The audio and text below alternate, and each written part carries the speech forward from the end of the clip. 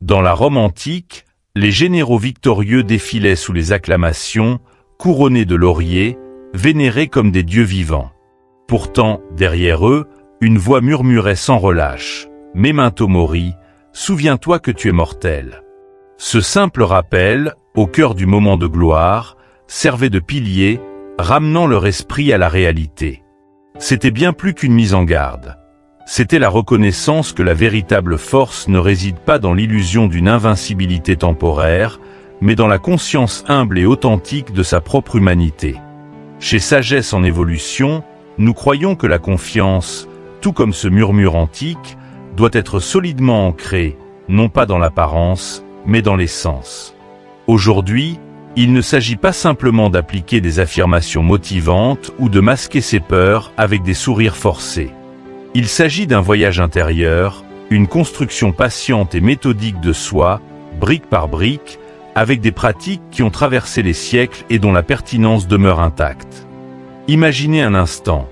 Que serait la vie si chaque défi était affronté avec la certitude intérieure que peu importe l'issue, vous seriez assez fort pour vous relever, pour apprendre et pour avancer? Les stoïques, ces sages de l'Antiquité, avaient compris que la confiance véritable n'est pas un état atteint d'un coup, mais un jardin qu'on cultive jour après jour. Alors, pourquoi ce savoir antique, cette sagesse éprouvée, ne serait-elle pas la clé de votre propre transformation? En parcourant cette vidéo, je vous invite à plonger dans les enseignements des plus grands penseurs de l'histoire, Marc Aurèle, Sénèque, Épictète. Ces noms résonnent encore aujourd'hui parce qu'ils ont laissé derrière eux des leçons qui vont bien au-delà des contextes historiques et des philosophes aux robes de toge. Leurs enseignements touchent aux racines mêmes de ce que signifie être humain, avec ses forces et ses fragilités. Ils ont découvert des secrets qui permettent de transcender la peur, d'apaiser les tempêtes intérieures et de trouver cette confiance inébranlable que même les aléas de la vie ne peuvent ébranler. C'est cette alchimie entre la résilience, la lucidité et la bienveillance envers soi-même que nous allons explorer ensemble. Restez avec nous, car ce que nous allons partager pourrait bien être le début d'une métamorphose personnelle. Au lieu de naviguer à vue, ballotté par les jugements extérieurs et les comparaisons incessantes, imaginez construire une forteresse intérieure solide, où chaque pierre est une habitude stoïque, ancrée dans la pratique quotidienne. Cette vidéo est votre guide pour commencer à poser ses fondations. Si vous cherchez à transformer votre vie, à remplacer le doute par la certitude intérieure et à embrasser chaque jour avec assurance, ne manquez pas la suite. Ces 12 habitudes sont bien plus que des conseils. Ce sont les piliers qui soutiennent une vie entière, résiliente et équilibrée. Vous découvrirez comment les implémenter, comment les transformer en des réflexes qui, jour après jour, élèveront votre esprit et vous prépareront à affronter la vie avec un calme assuré. Restez avec nous sur Sagesse en évolution et laissez ces enseignements stoïques enrichir et transformer votre parcours. 1. Arrêtez de vous comparer aux autres. Arrêter de se comparer aux autres est sans doute l'une des étapes les plus libératrices sur le chemin de la confiance.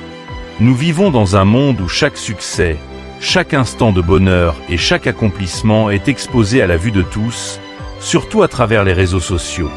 Ces plateformes, bien qu'elles aient leurs avantages, se transforment souvent en arènes où se joue le spectacle des comparaisons. Un défilement rapide sur Instagram ou Facebook peut suffire pour que l'on ressente l'impression que nos propres réalisations pâlissent en comparaison des succès des autres. Pourtant, le stoïcien Épictète nous rappelle une vérité profonde. Se mesurer aux autres est non seulement une perte de temps, mais cela érode notre bien-être. C'est comme se lancer dans une course où l'arrivée change constamment de place, car il y aura toujours quelqu'un de plus accompli, plus chanceux ou apparemment plus heureux. En réalité, ce que nous voyons chez les autres est souvent une façade soigneusement construite. Chaque sourire photographié, chaque promotion annoncée, chaque moment de joie partagé est le produit d'une sélection minutieuse. Nous comparons nos moments de doute et d'épreuve à ces versions idéalisées de la vie des autres, créant ainsi un fossé insurmontable entre ce que nous sommes et ce que nous pensons que nous devrions être. Épictète, dans sa sagesse stoïque, aurait conseillé de se détourner de cette comparaison stérile et de rediriger son regard vers soi-même. Le seul concurrent véritable que vous avez, c'est la version d'hier de vous-même. L'idée de wabi-sabi, issue de la philosophie japonaise, peut nous aider à visualiser cette approche. Wabi-sabi célèbre la beauté de l'imperfection, la vérité que c'est précisément dans nos défauts et nos vulnérabilités que réside notre humanité. Pensez à un bol de poterie ancien, fêlé mais réparé avec de l'or.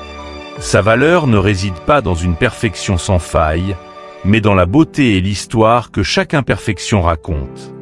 De la même manière, notre parcours personnel, avec ses épreuves et ses victoires, doit être vu non pas comme un échec par rapport aux autres, mais comme une œuvre en constante évolution.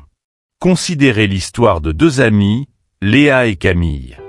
Léa passe des heures à scroller sur les réseaux sociaux, admirant la vie apparemment parfaite de ses connaissances. Promotion, voyages exotiques, dîners gastronomiques.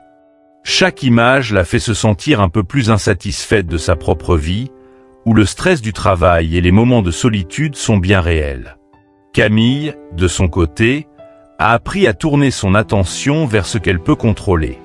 Elle tient un journal où elle note ses progrès quotidiens, aussi modestes soient-ils, et célèbre chaque petit pas en avant.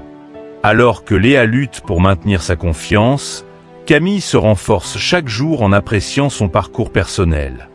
La différence ? Camille a cessé de se comparer aux autres et a choisi de rivaliser avec elle-même. La pratique de se mesurer uniquement à soi-même requiert un changement de mentalité. C'est un engagement envers soi-même à regarder ses propres progrès, à se fixer des objectifs qui sont en phase avec ses valeurs et à avancer pas à pas. Lorsque vous arrêtez de vous comparer aux autres, vous commencez à comprendre que votre parcours est unique et que chaque étape, aussi petite soit-elle, contribue à votre croissance. Cette approche vous libère de la pression extérieure et vous permet de vous concentrer sur l'essentiel, devenir la meilleure version de vous-même. Mais comment mettre cela en pratique dans un monde où la comparaison est presque instinctive? Commencez par un moment d'introspection. Chaque jour, prenez quelques minutes pour réfléchir à vos propres réalisations, aussi petites soient-elles. Avez-vous résolu un problème complexe au travail? Avez-vous écouté un ami avec empathie? Chaque geste compte. Ensuite, réduisez le temps passé à consommer du contenu qui vous pousse à la comparaison et entourez-vous de ressources et de personnes qui inspirent la croissance personnelle. Créez un environnement où l'accent est mis sur l'encouragement et l'autonomisation, pas sur la compétition. La clé est de redéfinir la réussite. Pour un stoïcien, le succès n'est pas un trophée public, mais une paix intérieure, un sentiment de progrès personnel, même dans les moments de difficulté. En vous détournant des comparaisons et en vous concentrant sur votre propre parcours, vous renforcez non seulement votre confiance, mais aussi votre résilience face aux défis. Vous comprenez que votre valeur ne diminue pas parce que quelqu'un d'autre réussit. Pour ceux qui s'engagent à suivre cette voie, la transformation est palpable. Vous ne cherchez plus la validation dans le regard des autres, mais dans votre propre réflexion et vos propres réussites. Et chaque jour où vous vous évaluez selon vos propres standards est un jour où vous posez une pierre supplémentaire à la fondation de votre confiance inébranlable. En tournant la page vers notre prochaine étape, rappelons-nous que cette confiance n'est pas le fruit d'un travail isolé.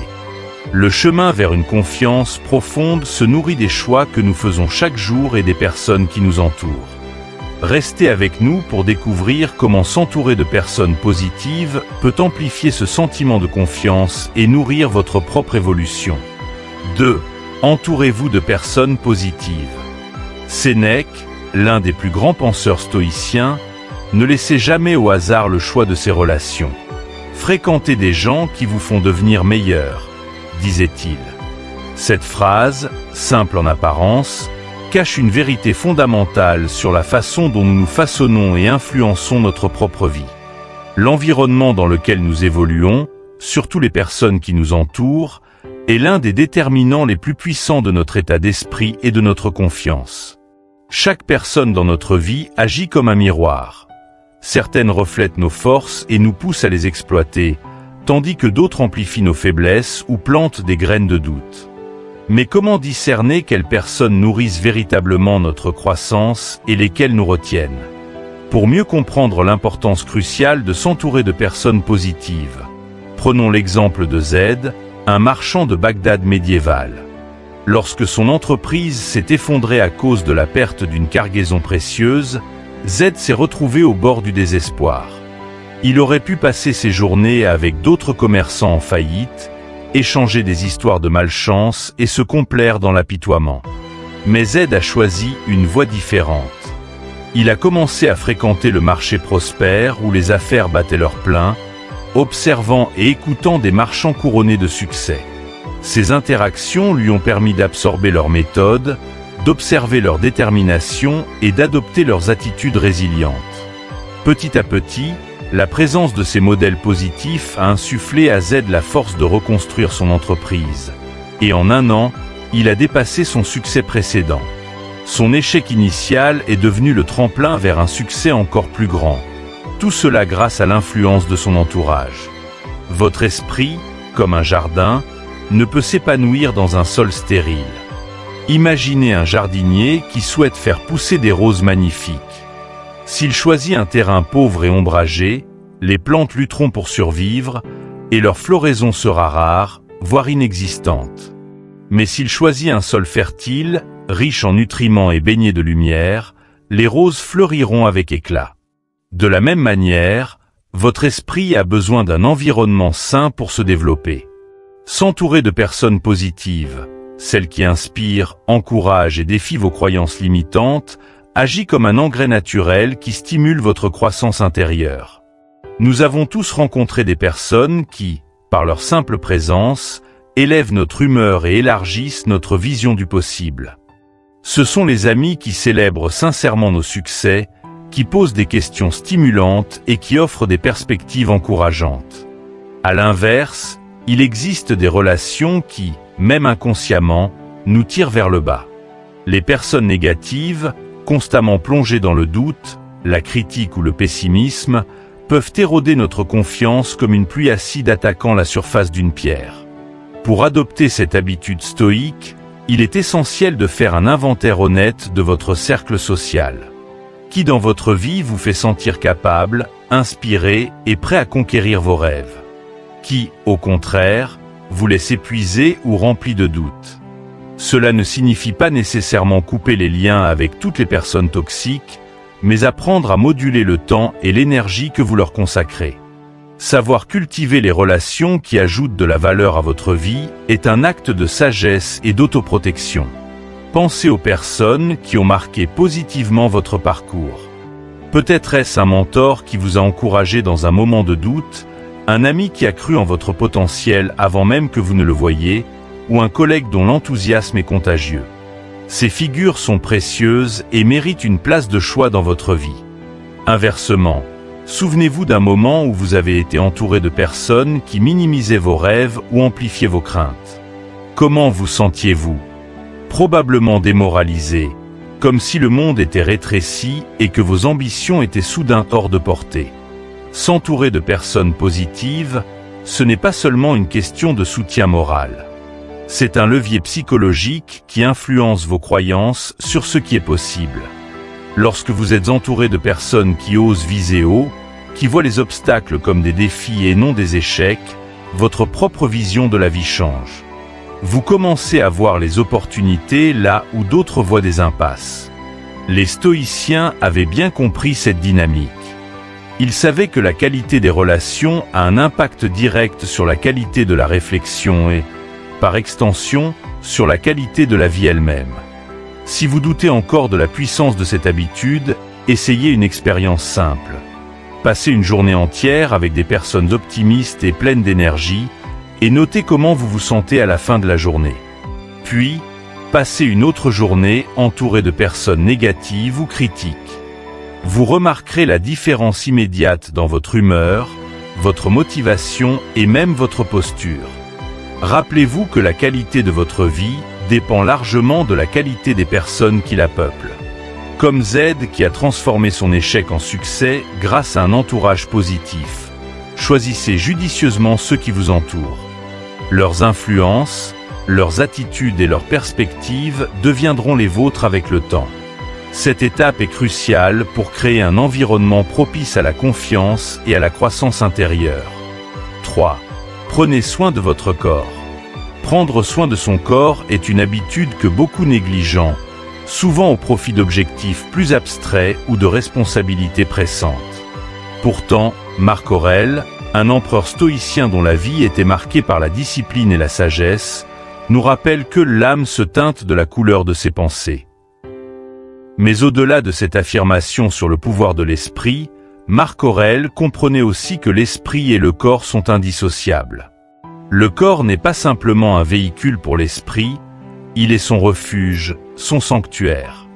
Ignorer cette vérité, c'est risquer de fragiliser notre esprit, car un esprit fort ne peut s'épanouir dans un corps négligé. Les Spartiates, célèbres pour leur endurance et leur force, ont compris cela mieux que quiconque. Leur entraînement quotidien n'était pas seulement une préparation à la guerre, mais une affirmation de leur détermination et de leur valeur intrinsèque. Ils savaient que la force physique pouvait influencer la force mentale, et chaque exercice était une déclaration silencieuse. Je suis capable de surmonter l'inconfort.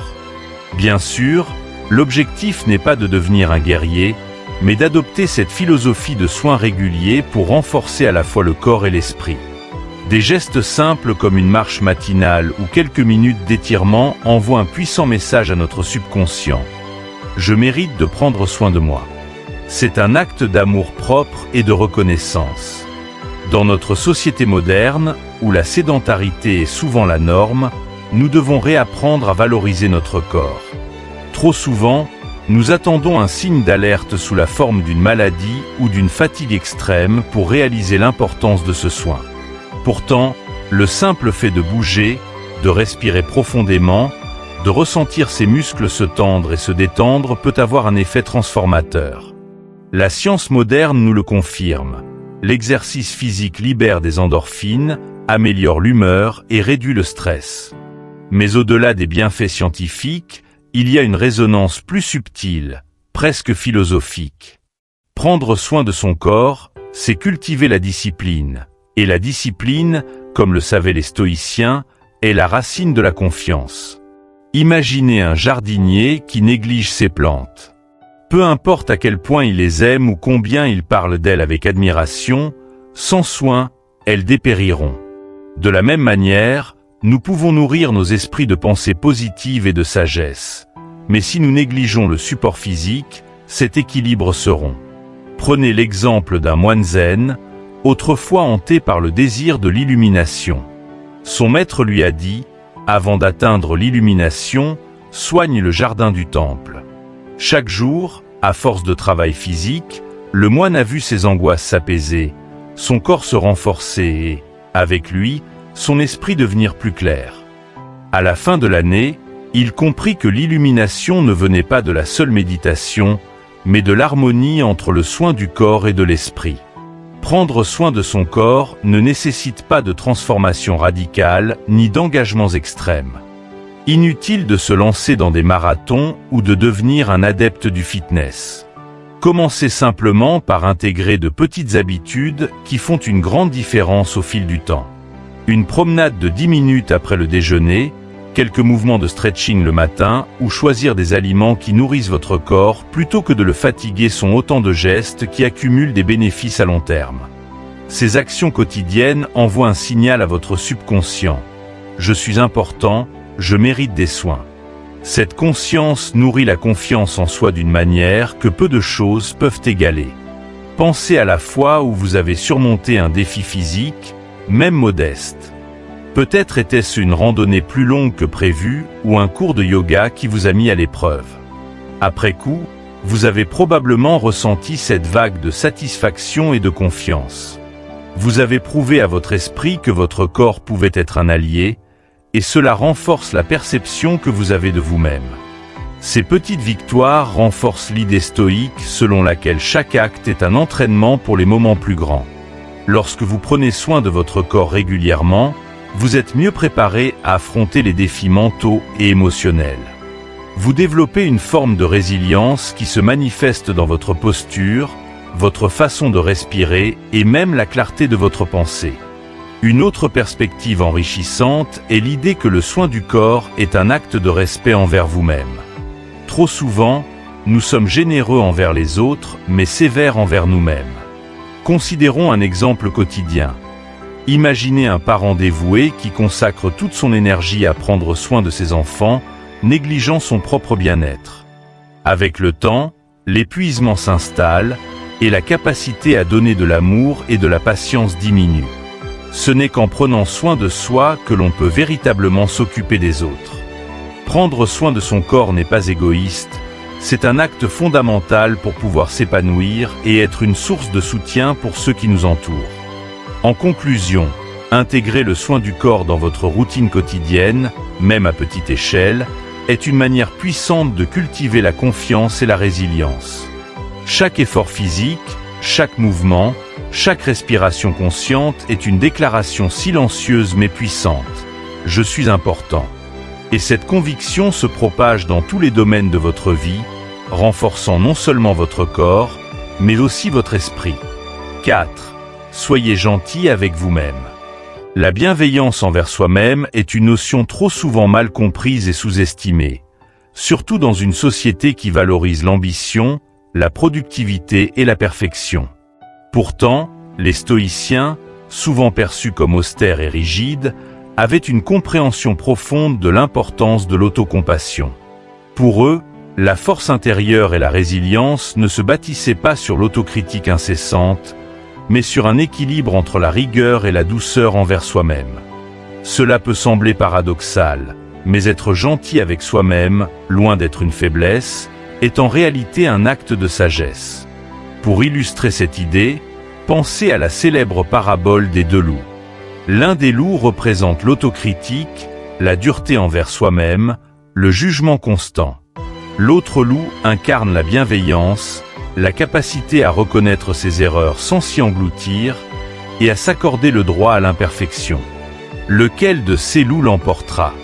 Celui que vous choisissez de nourrir. C'est une leçon fondamentale. Chaque jour, chaque pensée que nous entretenons est une occasion de décider quel loup nous voulons renforcer. Choisir de se parler avec bienveillance, surtout dans les moments d'échec ou de doute, est un choix puissant. Imaginez un instant comment vous traitez vos amis lorsqu'ils traversent des moments difficiles.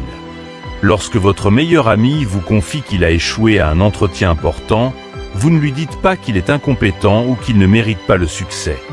Non, vous l'encouragez, vous lui rappelez ses qualités, ses efforts, et vous l'aidez à voir ce qu'il peut améliorer la prochaine fois.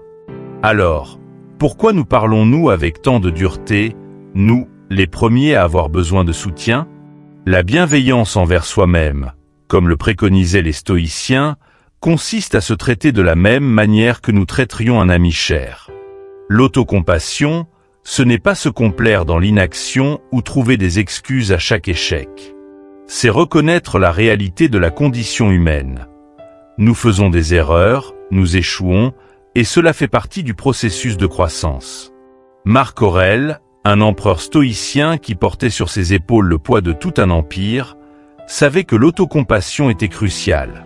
Il ne cessait de rappeler à lui-même et aux autres que l'erreur est inhérente à la nature humaine et qu'accepter cela est la première étape pour progresser. La bienveillance envers soi-même, c'est admettre ses imperfections sans se laisser submerger par la honte ou le regret. Prenons l'exemple de Julia, une jeune professionnelle ambitieuse. Chaque fois qu'elle commettait une erreur, même minime, elle se plongeait dans une spirale de reproches. Ses pensées la rongeaient de l'intérieur, la paralysant face aux nouveaux défis. Un jour, après avoir échoué à livrer un projet dans les délais, elle s'est souvenue d'une histoire entendue, celle des deux loups. Elle décida de changer de perspective et de se parler comme elle l'aurait fait avec un ami. Au lieu de se reprocher son manque d'efficacité, elle a pris du recul, analysé ce qui avait mal tourné, et s'est promis de mieux gérer son temps à l'avenir.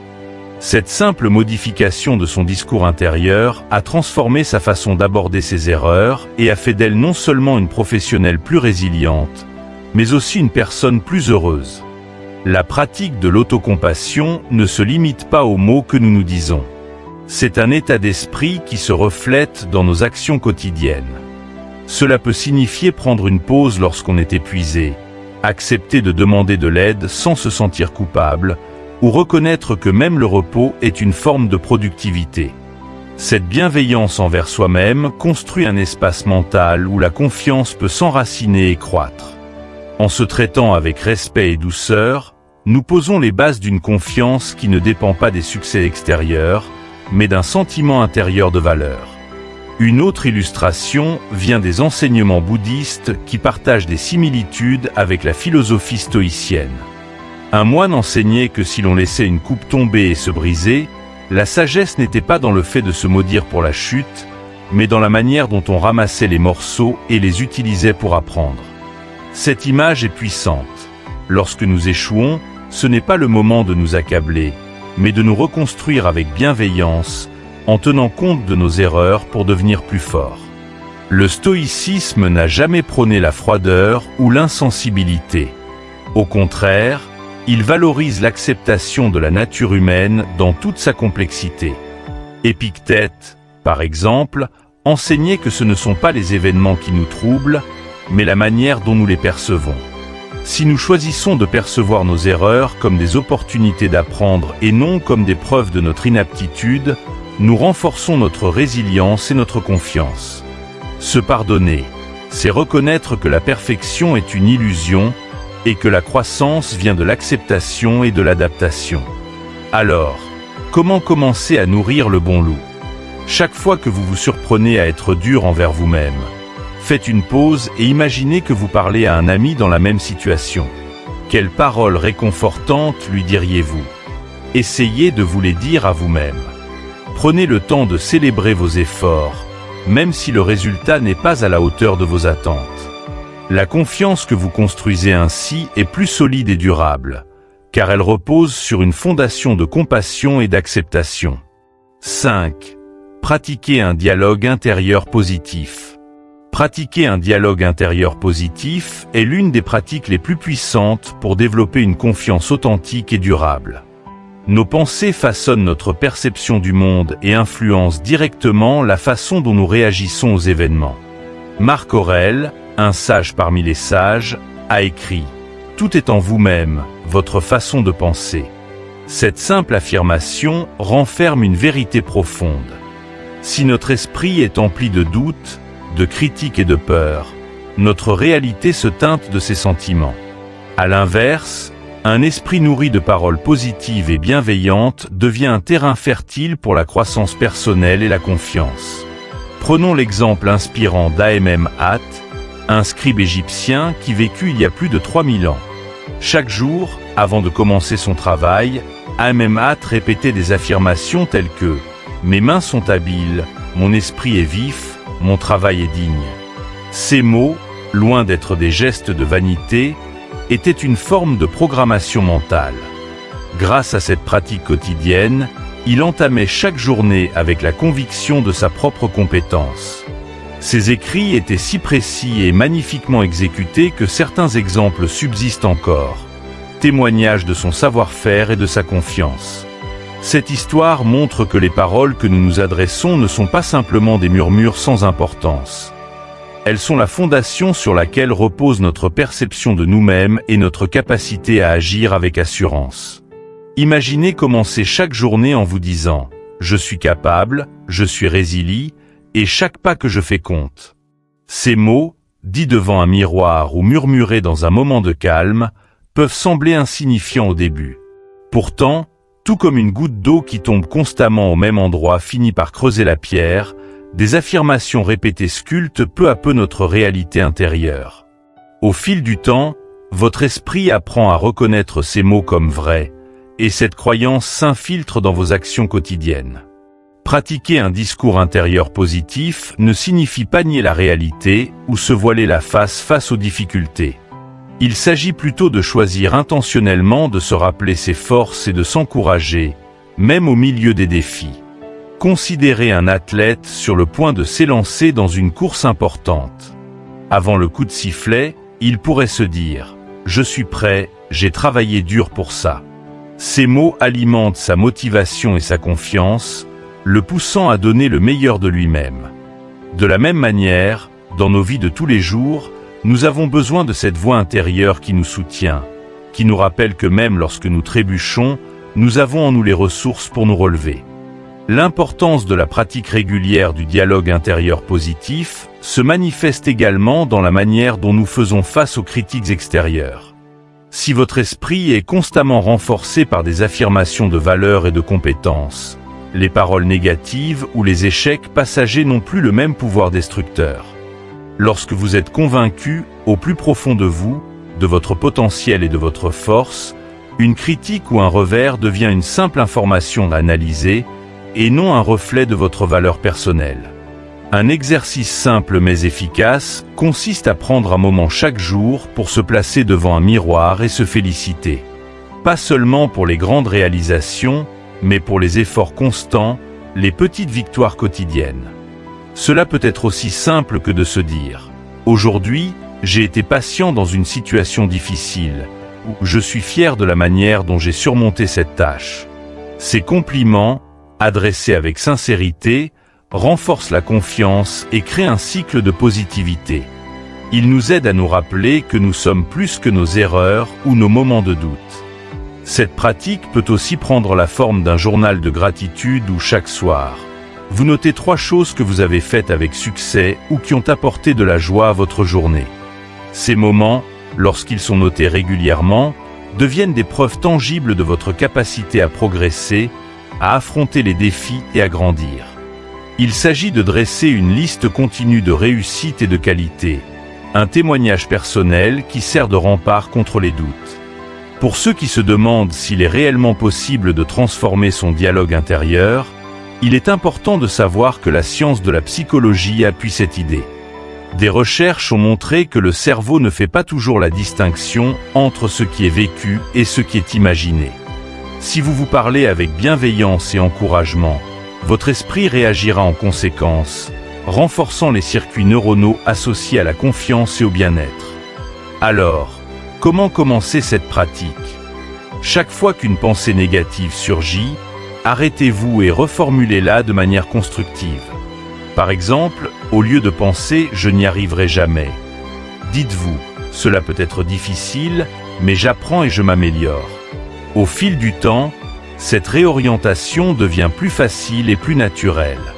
Le dialogue intérieur positif n'est pas une simple technique, c'est un changement de paradigme. C'est la reconnaissance que vos mots intérieurs ont un pouvoir immense, celui de modeler non seulement votre perception, mais aussi vos actions et vos résultats. 6. Affrontez vos peurs. Sénèque, le grand philosophe stoïcien, avait un talent particulier pour révéler les mécanismes subtils de l'esprit humain. Quand il disait « nous souffrons plus souvent en imagination qu'en réalité », il mettait en lumière une vérité intemporelle. La plupart de nos peurs résident dans notre esprit et non dans les événements eux-mêmes. Ces peurs, lorsqu'elles ne sont pas confrontées, se nourrissent de nos pensées et finissent par s'amplifier, se transformant en obstacles insurmontables. L'histoire persane du marchand et de la mort en est une illustration poignante. Pris de panique en voyant la mort sur le marché de Bagdad, le marchand s'enfuit à Samara, croyant échapper à son destin.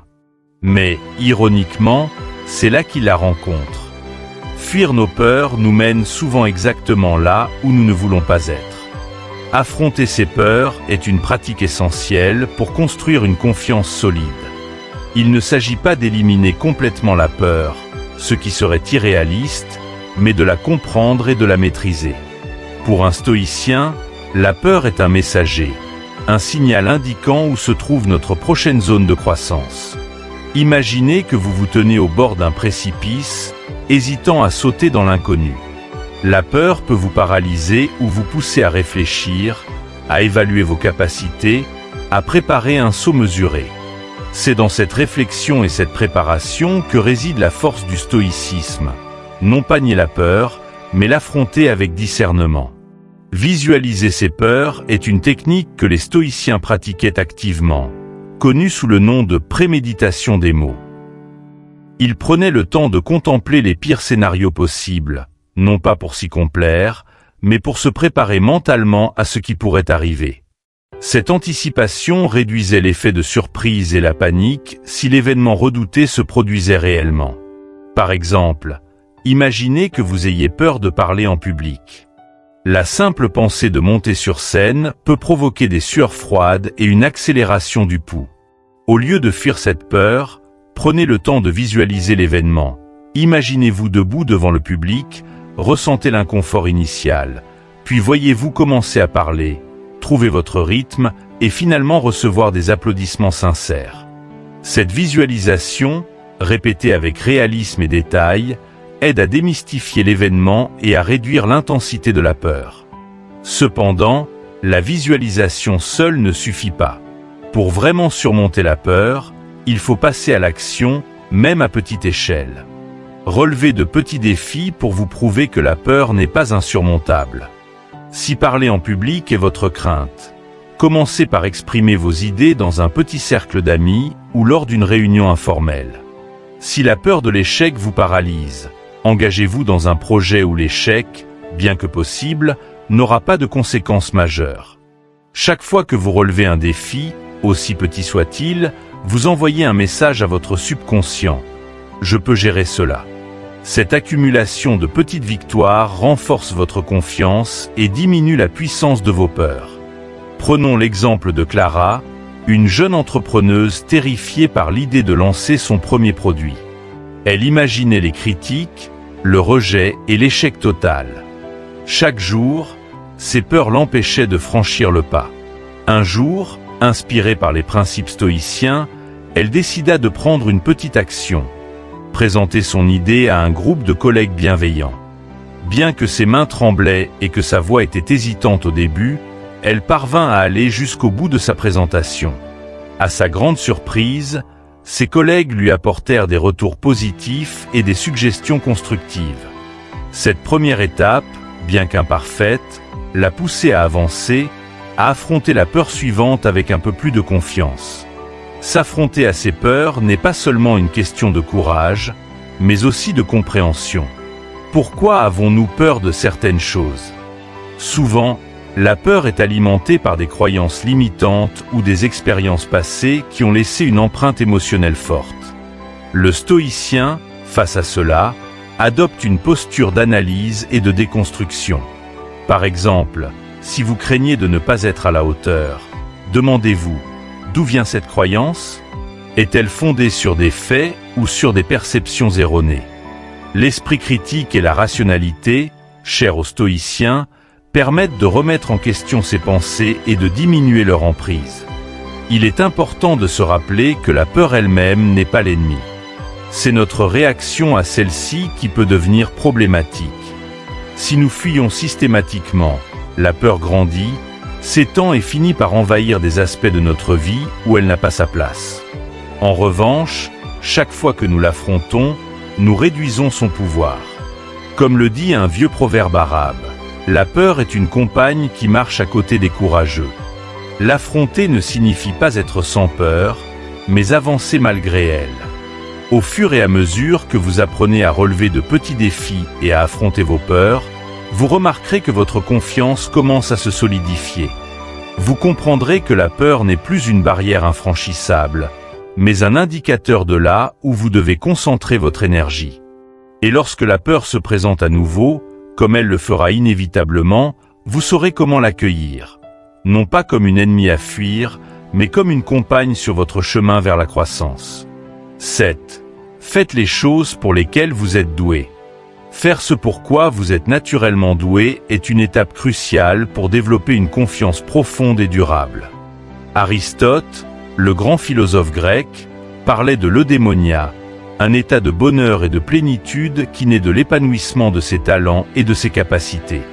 Selon lui, la voie vers l'épanouissement personnel réside dans l'exercice de nos forces naturelles, ce qui implique de se connaître soi-même, de reconnaître ses aptitudes et de les mettre en œuvre.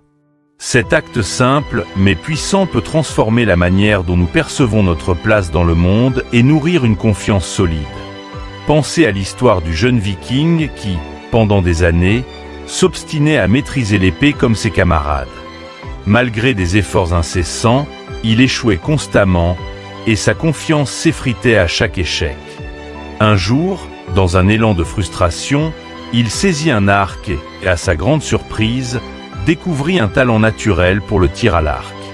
À partir de ce moment, il cessa de se comparer aux autres et commença à cultiver sa propre voie.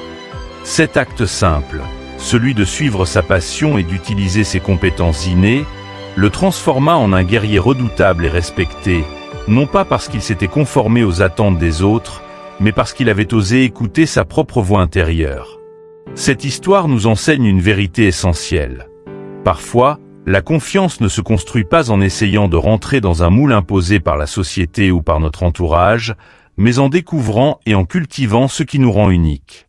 Explorer ce que vous aimez faire, ce qui vous passionne et ce qui nourrit votre âme, est le secret pour trouver ce que j'appelle la flamme centrale. Cette flamme est le noyau de votre être, la source d'énergie qui, lorsqu'elle est alimentée, vous permet de rayonner et d'avancer avec assurance. Beaucoup passent leur vie à ignorer cette flamme, la reléguant au second plan, poussés par les exigences extérieures et les pressions sociales. Pourtant, lorsque vous prenez le temps de l'identifier et de la nourrir, vous découvrez que la confiance devient une conséquence naturelle de cette connexion à vous-même. Prenons l'exemple d'Alexandre, un jeune homme qui travaillait dans un domaine où il se sentait constamment inadéquat. Chaque journée était une lutte, non pas parce qu'il manquait de compétences générales, mais parce qu'il n'exerçait pas ses talents naturels. Un jour, après avoir suivi un atelier sur la découverte de ses passions, il se souvint de son amour pour la musique, un talent qu'il avait laissé de côté par peur de l'incertitude. Encouragé, il décida de prendre des cours du soir, jouant d'un instrument et partageant sa passion lors de petits concerts. Très vite, il remarqua une transformation. Non seulement sa confiance grandissait dans sa pratique musicale, mais cette nouvelle assurance rejaillissait sur tous les aspects de sa vie, y compris son travail de jour. En se reconnectant à ce qui le passionnait, Alexandre avait redonné vie à sa flamme centrale. Pour explorer ce que vous êtes doué, prenez un moment pour réfléchir aux activités qui vous ont toujours semblé naturelles et satisfaisantes. Quelles tâches, qu'elles soient grandes ou petites, accomplissez-vous avec facilité et lesquelles vous laissent une impression de satisfaction? Peut-être avez-vous un talent pour organiser des événements, un don pour apaiser les autres, ou une aptitude à résoudre des problèmes complexes. Identifier et cultiver ces talents vous permet non seulement de renforcer votre estime de soi, mais aussi de vous sentir aligné avec votre vrai moi. L'idée n'est pas de se contenter de ce que l'on sait déjà faire, mais de l'utiliser comme base pour se lancer dans de nouveaux défis.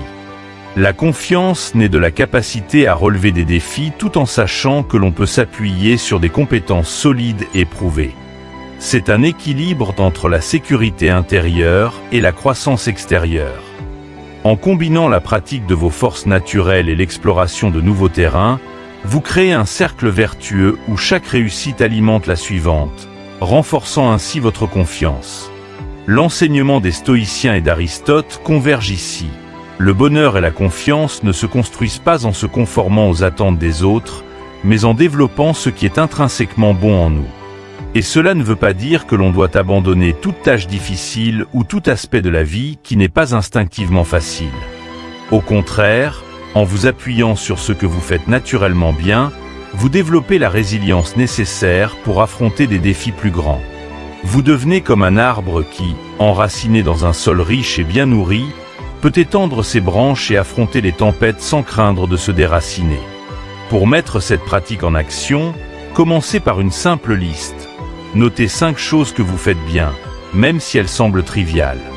Ensuite, engagez-vous à faire au moins une de ces choses chaque jour, non pas pour impressionner qui que ce soit, mais pour vous rappeler ce dont vous êtes capable.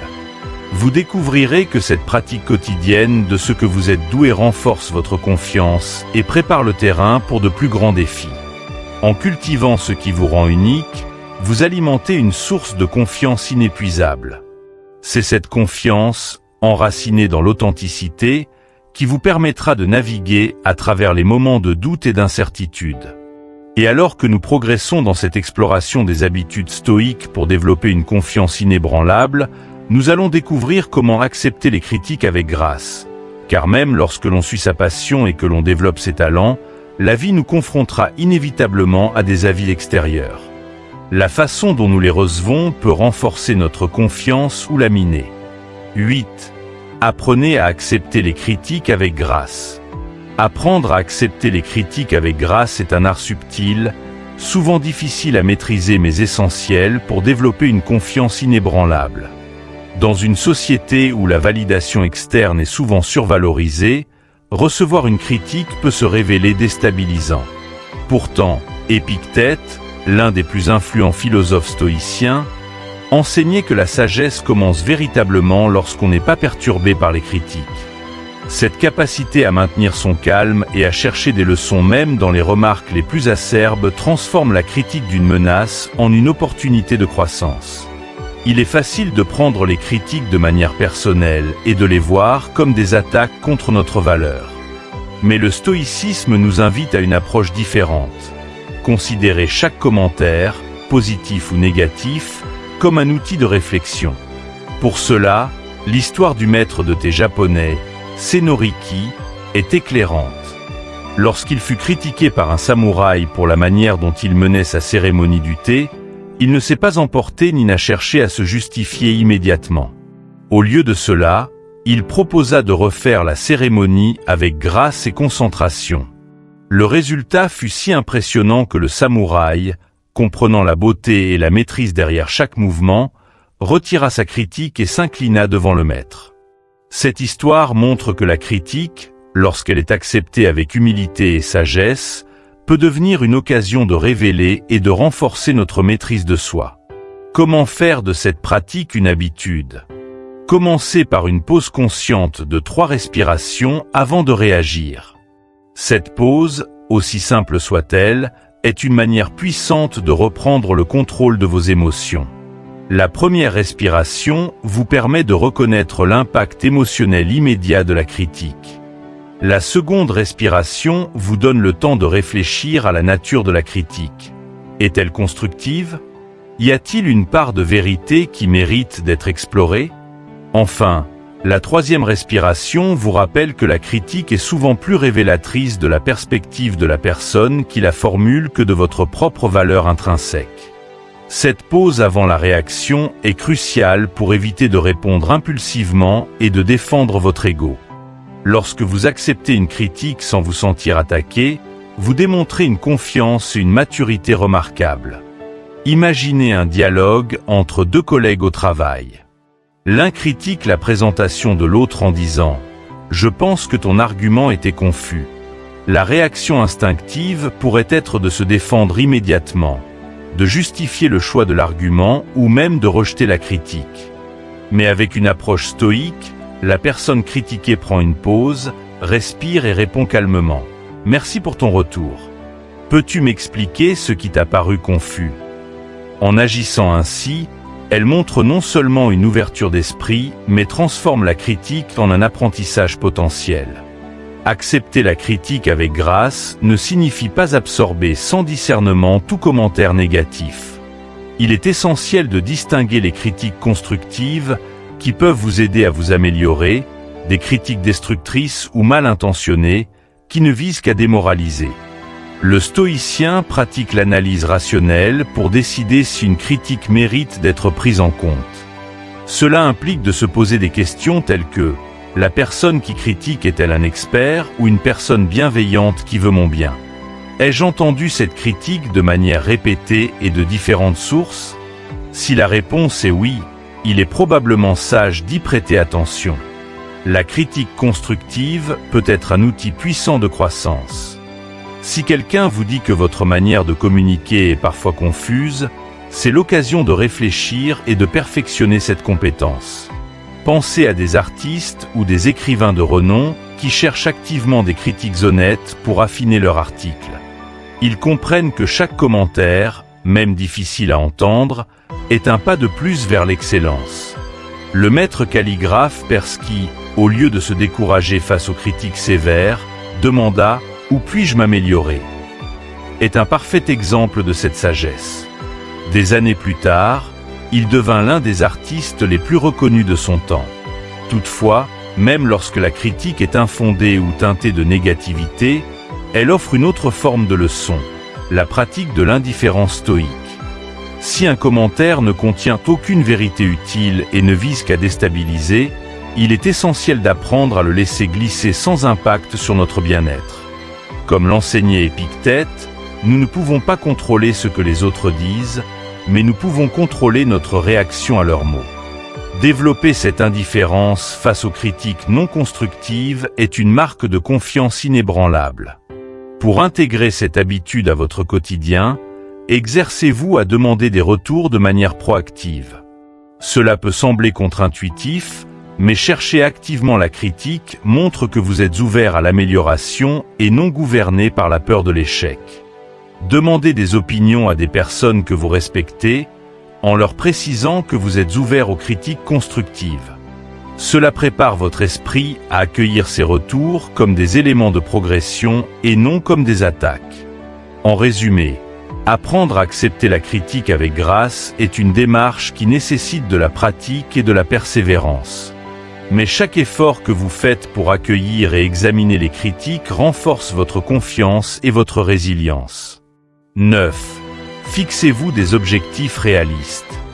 Fixer des objectifs réalistes est l'une des pierres angulaires de la philosophie stoïcienne, et c'est un aspect souvent négligé par ceux qui cherchent à améliorer leur vie.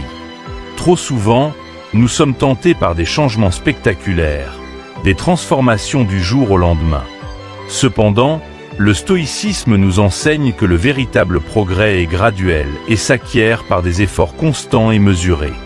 Marc Aurèle écrivait « Le progrès n'est pas obtenu par la chance ou accident, mais par le travail quotidien sur soi-même. » C'est cette idée qui nous pousse à comprendre l'importance des petits pas. L'histoire du griot Jabari du Mali illustre parfaitement cette leçon.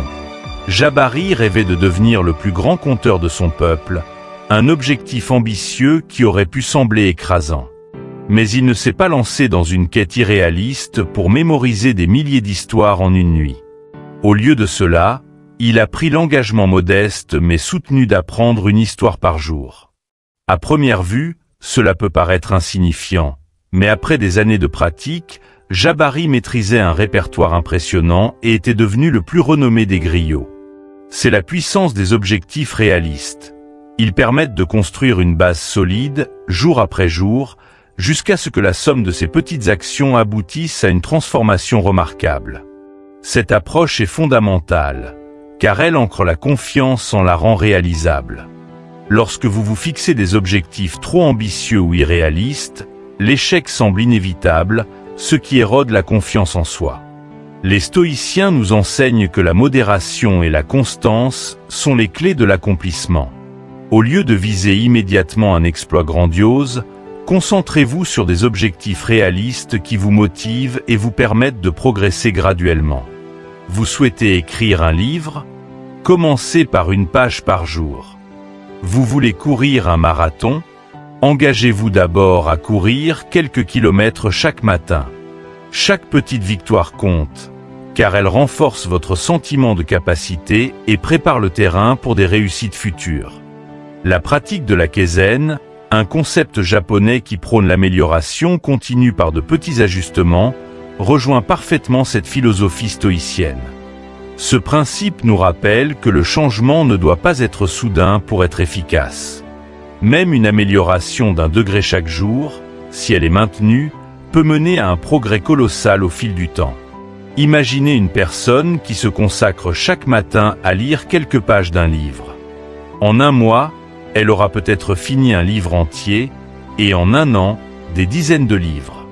Cette accumulation de savoir et de nouvelles perspectives contribue à sa croissance personnelle et professionnelle, créant ainsi un effet boule de neige sur sa confiance. La question est donc, comment se fixer des objectifs réalistes? Commencez par identifier vos grandes aspirations et décomposez-les en tâches plus petites, gérables et concrètes. Si votre objectif est de changer de carrière, ne vous lancez pas immédiatement dans une formation complète qui pourrait vous submerger. Divisez ce grand projet en étapes. Faites des recherches sur le domaine qui vous intéresse, suivez un atelier ou un cours d'introduction, mettez à jour votre CV. Chaque étape accomplie est une validation de votre engagement et de votre progression, et elle renforce votre confiance en vos capacités. Une autre approche efficace est de tenir un journal de vos objectifs et de vos progrès. Prenez le temps chaque soir de noter ce que vous avez accompli, même si cela vous semble modeste. Cette pratique simple crée une trace visible de vos efforts, un rappel que chaque petite action compte. Les anciens Romains avaient un dicton: petit à petit, l'oiseau fait son nid. La visualisation de vos accomplissements sur le long terme devient une source de motivation et de fierté, vous poussant à continuer même lorsque la progression semble lente. Le stoïcisme nous rappelle également que l'objectif n'est pas seulement d'atteindre un résultat, mais de cultiver une discipline intérieure. Lorsque vous poursuivez un objectif avec constance, vous développez des compétences et des habitudes qui deviennent des alliés précieux dans d'autres aspects de votre vie. L'ancien lutteur grec Milo de Crotone a illustré cette leçon lorsqu'il s'entraînait à porter un veau chaque jour. Au fur et à mesure que le veau grandissait, sa force augmentait progressivement. Il ne cherchait pas à soulever un taureau dès le premier jour. Il savait que la constance et l'effort quotidien étaient les clés de sa réussite. En appliquant cette métaphore à votre propre vie, commencez par des actions que vous pouvez accomplir dès aujourd'hui et engagez-vous à les répéter jusqu'à ce qu'elles deviennent une seconde nature. Il est également essentiel de célébrer chaque petit succès. Chaque fois que vous atteignez une étape, même modeste, prenez le temps de le reconnaître. Cela crée un cycle positif où chaque réussite renforce votre confiance, vous motivant à atteindre le prochain objectif. Ces célébrations ne doivent pas être grandioses. Un simple moment de réflexion ou une note de gratitude dans votre journal peut suffire. Ce processus vous permet de rester concentré sur vos progrès et d'éviter de vous décourager en comparant votre parcours à celui des autres. En fin de compte, fixer des objectifs réalistes est un acte de sagesse et de respect envers soi-même. Cela montre que vous comprenez la valeur de la progression et que vous êtes prêt à investir dans votre croissance, un pas à la fois. Comme le disait Sénèque, ce n'est pas parce que les choses sont difficiles que nous n'osons pas les faire. C'est parce que nous n'osons pas les faire qu'elles sont difficiles. Osez commencer petit et regardez comment, jour après jour, ces petits pas vous mènent vers de grandes réalisations. 10. Défiez les pensées négatives. Les stoïques ont toujours cru que ce ne sont pas les événements eux-mêmes qui nous troublent, mais la manière dont nous les percevons. Cette idée, bien que simple en apparence, contient un potentiel transformateur pour qui sait l'adopter. Chaque jour, nous sommes confrontés à des pensées négatives, des murmures persistants qui sapent notre confiance et altèrent notre bien-être. Ces pensées, qu'elles soient de peur, de doute ou de jugement, peuvent rapidement devenir des obstacles si nous les laissons agir sans contrôle. Pour briser ce cycle, il est essentiel d'apprendre à les défier, de comprendre que ces pensées ne sont pas des vérités immuables, mais des constructions mentales qui peuvent être analysées et remises en question. L'histoire de la sage soufie est une belle illustration de cette pratique. Chaque matin, elle se réveillait et s'adressait à ses peurs et à ses doutes. « Qu'avez-vous à m'apprendre aujourd'hui ?» Plutôt que de fuir ces pensées négatives ou de les ignorer, elle choisissait de leur accorder une attention consciente, non pas pour se soumettre à elles, mais pour les interroger. Cette approche montre que les pensées négatives ne doivent pas être perçues comme des ennemis à combattre, mais comme des messagers porteurs d'informations précieuses. En prenant le temps de les écouter et de comprendre leur origine, la sage soufie apprenait à transformer ses pensées en outils de croissance. Pour appliquer cette sagesse stoïque à votre propre vie, commencez par observer vos pensées sans jugement. Imaginez que votre esprit est un ciel immense et que chaque pensée est un nuage qui le traverse. Certaines pensées sont légères et inoffensives, tandis que d'autres sont sombres et menaçantes. L'important est de comprendre que vous n'êtes pas ces nuages. Vous êtes le ciel qui les accueille. Lorsque des pensées négatives surgissent, interrogez-les. Pourquoi suis-je en train de penser cela? Qu'est-ce qui déclenche cette peur ou ce doute? Y a-t-il des preuves concrètes qui soutiennent cette pensée, ou s'agit-il simplement d'une interprétation biaisée? Cette introspection permet de ramener ses pensées à leur juste proportion et de les voir sous un jour différent. Prenons un exemple concret. Vous êtes sur le point de donner une présentation importante et une pensée surgit. Je vais échouer, tout le monde va se moquer de moi. Plutôt que de laisser cette pensée vous paralyser, arrêtez-vous un instant et appliquez l'enseignement stoïcien. Demandez-vous si cette pensée est basée sur des faits. Avez-vous échoué à chaque présentation passée? Probablement pas. Cette pensée est-elle le reflet d'une réalité ou d'une peur exagérée? En déconstruisant ces pensées, vous commencez à voir qu'elles ne sont souvent que des amplifications de nos propres insécurités. Il est également crucial de remplacer ces pensées négatives par des pensées plus rationnelles et équilibrées. Cette pratique, connue sous le nom de restructuration cognitive, consiste à formuler des alternatives réalistes et positives aux pensées automatiques. Par exemple, au lieu de penser « je vais échouer », dites-vous « je me suis préparé et je vais faire de mon mieux », et cela est suffisant. Cette transformation ne se fait pas du jour au lendemain, mais chaque fois que vous vous engagez dans cette pratique, vous renforcez votre capacité à défier les pensées négatives et à les remplacer par des affirmations qui soutiennent votre confiance. Les stoïciens pratiquaient aussi la préméditation des mots, un exercice qui consiste à visualiser les pires scénarios possibles afin de se préparer mentalement et de réduire la peur associée. Cette méthode, loin d'être pessimiste, permettait de comprendre que même si le pire devait arriver, la vie continuerait et nous serions capables d'y faire face. En confrontant vos peurs de cette manière, vous apprenez que la plupart des pensées négatives perdent de leur pouvoir lorsqu'elles sont exposées à la lumière de la raison. Les pensées négatives, lorsqu'elles ne sont pas remises en question, peuvent conduire à ce que les psychologues appellent des distorsions cognitives. Ces pièges mentaux incluent le catastrophisme, la généralisation excessive et la pensée tout ou rien. Les stoïciens, bien qu'ils ne les nommaient pas ainsi, reconnaissaient ces distorsions et prônaient des remèdes par l'analyse rationnelle et la méditation sur la nature des pensées. La prochaine fois que vous vous surprenez à tomber dans l'un de ces schémas, faites appel à votre tribunal intérieur. Quels sont les faits qui soutiennent cette pensée?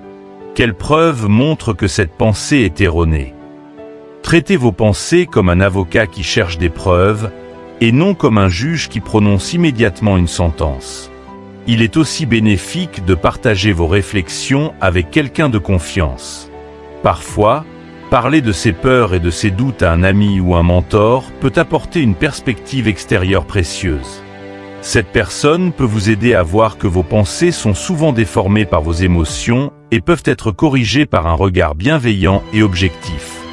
Enfin, il est essentiel de développer une pratique quotidienne de gratitude et d'autocompassion pour contrebalancer les pensées négatives. Chaque soir, notez 3 choses pour lesquelles vous êtes reconnaissant et 3 moments où vous avez surmonté un doute ou une peur. Cela vous rappellera que même dans les jours difficiles, il y a des preuves tangibles de votre force et de votre progression. En défiant vos pensées négatives, vous bâtissez un esprit plus résilient et une confiance qui repose sur des bases solides. Cette confiance est le fruit de votre capacité à remettre en question ce qui surgit dans votre esprit et à choisir consciemment des pensées qui soutiennent votre bien-être. 11. Célébrez les petites victoires. Célébrer les petites victoires est une habitude simple, mais souvent négligée, qui peut avoir un impact profond sur la construction de la confiance en soi. En Bhoutan, un pays réputé pour mesurer la richesse nationale en termes de bonheur plutôt que de PIB, il est de tradition de commencer chaque journée en célébrant 5 petites victoires. Ces victoires ne sont pas forcément des accomplissements spectaculaires. Elles peuvent être aussi simples que d'avoir bien dormi, d'avoir pris un petit déjeuner sain ou d'avoir eu une conversation agréable. Cette tradition est une reconnaissance consciente que chaque jour est rempli de petites réussites qui méritent d'être reconnues et valorisées. En les célébrant, nous créons un état d'esprit qui privilégie la positivité et la gratitude. Alexandre le Grand, l'un des plus grands stratèges de l'histoire, avait une compréhension intuitive de ce concept. Avant chaque grande bataille, il rassemblait ses troupes non seulement pour planifier, mais aussi pour se remémorer les victoires passées, petites et grandes. Ces moments de célébration et de reconnaissance collective servaient à renforcer la confiance de ces soldats et à leur rappeler qu'ils étaient capables de surmonter les obstacles.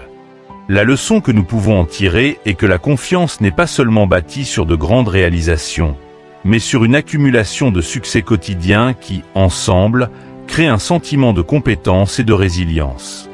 Alors, comment adopter cette pratique dans votre vie quotidienne ? Une méthode efficace est de tenir un journal de la victoire. Chaque soir, avant de vous coucher, prenez quelques minutes pour noter 3 à 5 petites victoires de la journée. Cela peut être le fait d'avoir terminé un projet au travail, d'avoir pris le temps de lire un chapitre d'un livre ou d'avoir appelé un ami pour prendre des nouvelles. L'important est de reconnaître ces moments pour ce qu'ils sont, des étapes vers votre croissance personnelle et votre bien-être. Cette pratique n'est pas seulement une façon de se remémorer des événements positifs. Elle agit sur votre subconscient, renforçant l'idée que vous êtes capable et efficace. Les neurosciences confirment l'efficacité de cette méthode. Lorsque vous célébrez une victoire, même modeste, votre cerveau libère de la dopamine, un neurotransmetteur associé au plaisir et à la motivation. Cette libération crée un circuit de récompense qui renforce les comportements positifs et encourage la répétition. En répétant cette habitude, vous entraînez votre esprit à chercher activement des opportunités de succès. Et avec le temps, votre perception de vous-même change pour devenir plus positive et plus confiante. Célébrer les petites victoires aide aussi à combattre la tendance naturelle que nous avons à minimiser nos réussites tout en amplifiant nos échecs. Trop souvent, nous passons rapidement sur nos réussites et nous attardons sur nos erreurs, ce qui érode la confiance et nourrit un discours intérieur négatif. En reconnaissant intentionnellement ces petites victoires, nous rééquilibrons notre perception et cultivons un état d'esprit qui voit le verre à moitié plein. Par exemple, si vous avez réussi à gérer une situation stressante au travail sans perdre votre calme, cela mérite d'être noté et célébré. Chaque réussite, même petite, contribue à construire un socle de confiance sur lequel vous pouvez vous appuyer en cas de défi plus grand. L'idée est d'adopter la mentalité du Kaizen, un concept japonais qui prône l'amélioration continue par des petits pas. Chaque petite victoire est une brique ajoutée à l'édifice de votre confiance. À la fin de la semaine, lorsque vous relisez votre journal de la victoire, vous prenez conscience de tout ce que vous avez accompli, même si cela ne semblait pas significatif sur le moment. Cette pratique permet de voir l'évolution cumulative de vos efforts et vous motive à poursuivre dans la même direction. Il est aussi essentiel de partager ces petites victoires avec les personnes qui comptent pour vous. Parler de ce que vous avez réussi, aussi minime soit-il, avec des amis ou des proches peut amplifier votre sentiment de réussite et de reconnaissance. Cela crée un cercle de soutien et de positivité qui encourage non seulement votre propre croissance, mais aussi celle de votre entourage. Imaginez une famille qui, à table, partage les petites victoires de la journée. Cela renforce les liens et crée un environnement où l'effort est valorisé et où chacun apprend à reconnaître et à célébrer ses propres réussites. En fin de compte, l'importance de célébrer les petites victoires réside dans la construction d'une mentalité qui valorise le processus, pas seulement le résultat final. Les stoïciens nous rappellent que la vie est faite de hauts et de bas, et que chaque petite réussite doit être vue comme une étape sur le chemin de la vertu et de l'épanouissement personnel. Chaque moment de célébration est une pause qui nous permet de reconnaître notre progression et de nous préparer pour les prochains défis avec un esprit renforcé. Alors, prenez le temps de noter vos petites victoires, célébrez-les et faites-en une pratique quotidienne. Vous verrez que cela renforce non seulement votre confiance, mais aussi votre motivation à continuer à avancer. 12. Concentrez-vous sur la croissance continue, pas sur la perfection.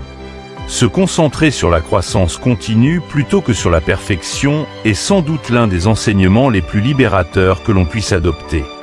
Dans un monde qui valorise l'excellence et la compétition, nous sommes souvent tentés de viser un état idéal où aucune faute, aucun échec et aucune imperfection ne viendrait entacher nos accomplissements. Pourtant, La quête de la perfection est un piège insidieux qui peut étouffer la créativité, la motivation et même la confiance. Pour échapper à ce cycle, il est essentiel de comprendre que la véritable force réside non pas dans l'absence d'erreur, mais dans la capacité à évoluer malgré et grâce aux imperfections. C'est ici que le concept de wabi-sabi, venu du Japon, prend tout son sens. Il célèbre la beauté de l'imperfection et la transience de toute chose, nous rappelant que la vie est un cheminement, non une destination fixe. L'histoire du maître potier Tanaka illustre parfaitement cette philosophie. Au lieu de masquer les défauts de ses œuvres, il choisit de les souligner avec de l'or, créant une technique connue sous le nom de kintsugi. Cette pratique consistait à réparer les fissures des céramiques brisées en y coulant de l'or liquide, rendant chaque pièce non seulement unique, mais plus précieuse encore après avoir été brisée. Cette démarche symbolise l'idée que nos imperfections, loin d'être des faiblesses, peuvent devenir des marques de beauté et de résilience. Tanaka comprenait que la valeur de ses œuvres ne résidait pas dans leur perfection, mais dans leur histoire et leur capacité à renaître de leurs brisures. Appliquer cette leçon à votre propre vie signifie accepter que chaque étape de votre parcours, y compris les échecs et les erreurs, contribue à votre croissance. En d'autres termes, l'amélioration constante est plus importante que la perfection. Chaque jour est une occasion de s'améliorer, même d'un infime pourcentage. Peut-être avez-vous fait une erreur au travail ou eu un moment de doute lors d'une présentation. Ces moments ne définissent pas votre valeur, mais ils offrent une chance d'apprendre et de grandir. L'important est de se rappeler que le progrès est un chemin parsemé de défis et de leçons, pas un sprint vers un idéal inatteignable. La philosophie stoïcienne appuie cette idée en nous encourageant à cultiver une vision réaliste et compatissante de nous-mêmes. Marc Aurèle écrivait « Ne perds pas de temps à discuter de ce qu'est un homme bon. Sois un. » Cela signifie que la réflexion et l'amélioration doivent être des processus actifs et constants, et non une quête pour atteindre un état parfait. L'amélioration quotidienne, même minime, est ce qui forge la résilience et la confiance. Chaque fois que vous faites un pas en avant, aussi petit soit-il, vous renforcez votre capacité à affronter de plus grands défis. Les progrès constants, accumulés jour après jour, construisent un socle de confiance et de compétences solides. Pensez à un musicien débutant qui commence à apprendre un nouvel instrument. Ses premières notes peuvent être hésitantes et discordantes, mais avec chaque session de pratique, il s'améliore. S'il se concentrait uniquement sur la perfection, il pourrait se décourager rapidement et abandonner. En revanche, en acceptant la progression et en célébrant chaque petite amélioration, il développe non seulement son habileté, mais aussi sa confiance en ses capacités. Cet état d'esprit, qui valorise l'effort constant et la patience, est la clé pour avancer sereinement. Pour mettre cela en pratique, commencez par redéfinir vos attentes. Remplacez la question « Comment puis-je faire cela parfaitement ?» par « Comment puis-je m'améliorer un peu plus aujourd'hui par rapport à hier ?» Cette simple modification de perspective réduit la pression et vous permet de travailler avec plus de sérénité. Acceptez que certaines journées seront meilleures que d'autres et que l'essentiel est de continuer à avancer. Même lorsqu'une journée semble être un échec, il y a toujours une leçon à en tirer, une fissure à souligner avec de l'or. Une autre technique efficace est de pratiquer la réflexion quotidienne, un exercice stoïcien où l'on prend un moment en fin de journée pour revoir ses actions et évaluer ses progrès. Quels ont été vos succès aujourd'hui? Quelles leçons avez-vous tirées de vos erreurs?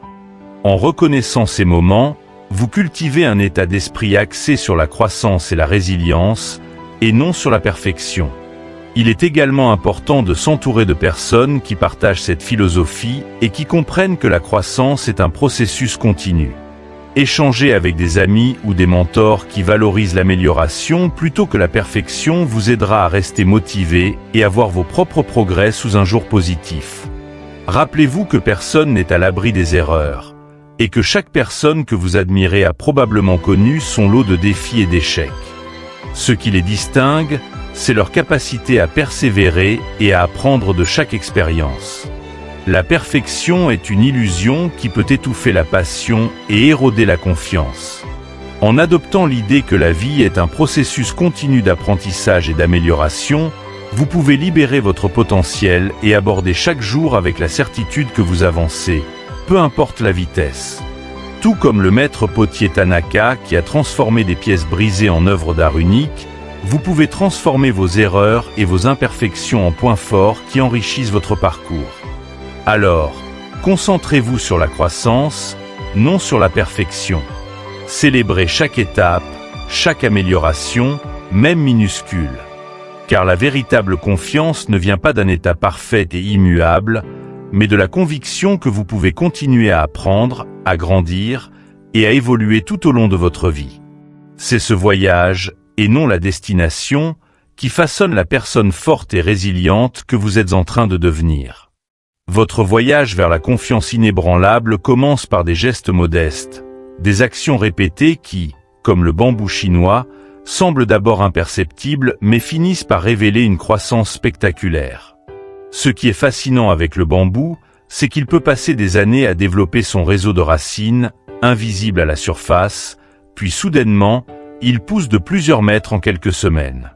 Cette métaphore est puissante pour illustrer que la confiance véritable, celle qui ne fléchit pas sous la pression, ne se construit pas du jour au lendemain. Elle se développe jour après jour, habitude après habitude, à travers de petites actions et de nombreux ajustements. Les 12 habitudes stoïques que nous avons explorées ensemble sont autant de graines que vous pouvez planter dans votre vie dès aujourd'hui.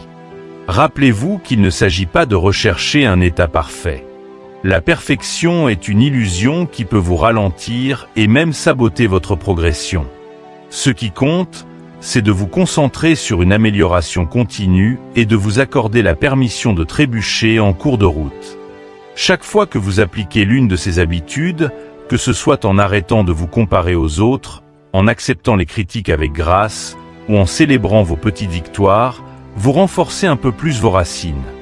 Vous cultivez une confiance qui s'ancre profondément dans la résilience et l'authenticité. Une confiance qui ne dépend pas des circonstances extérieures, mais de votre perception de vous-même et de votre capacité à avancer. En suivant ce chemin, vous découvrirez que la confiance n'est pas un sentiment statique, mais un processus dynamique. C'est l'accumulation de ces moments où vous affrontez vos peurs, où vous pratiquez un discours intérieur positif et où vous acceptez vos imperfections tout en continuant à grandir. Il est important de reconnaître que la croissance vient de la répétition et de la pratique, même lorsque les résultats ne sont pas immédiatement visibles. Commencez dès aujourd'hui, même avec une seule habitude, et observez comment, peu à peu, elle influence vos pensées, vos actions et votre perception de vous-même. N'attendez pas que le moment soit parfait pour agir. Commencez maintenant, avec ce que vous avez, là où vous êtes. L'effet cumulatif de ces efforts constants se manifestera dans votre futur. Et ce futur vous remerciera d'avoir osé avancer malgré les doutes et les obstacles. Souvenez-vous que l'essentiel est de persister, car c'est dans la continuité que réside la vraie transformation. Merci d'avoir suivi cette exploration des 12 habitudes stoïques pour développer une confiance inébranlable.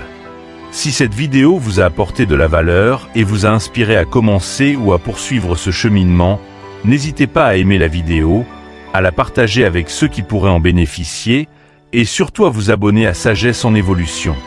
Cliquez sur la cloche de notification pour ne pas manquer les prochaines vidéos où nous continuerons à explorer des principes intemporels pour élever votre vie et votre bien-être. Votre soutien nous permet de grandir et de partager encore plus de sagesse. À très bientôt pour de nouvelles découvertes et réflexions.